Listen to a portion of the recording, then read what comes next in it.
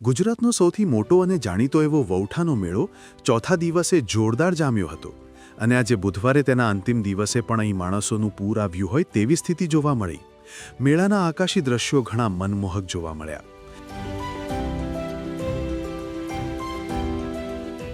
માતર તાલુકાના પાલ્લા ગામે અને સામે કાંઠે આવેલા ધોળકા તાલુકાના વૌઠા ગામમાં કારતક સુદ 11થી મહિને કારતક સુદ પૂનમ એટલે કે દેવ દિવાળી સુધી આ મેળો યોજાય છે.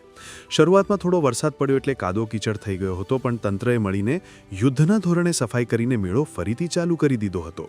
મજાની વાત એ રહી કે આ વખતે મેળામાં રાઇડ્સની મંજૂરી મળી ગઈ હતી.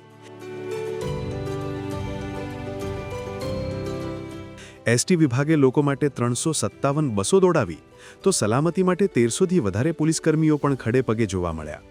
વૌઠાનો આ મેળો પશુઓના વ્યાપાર માટે અને ખાસ કરીને ગદર્ભની ખરીદી માટે પણ દેશભરમાં જાણીતો છે.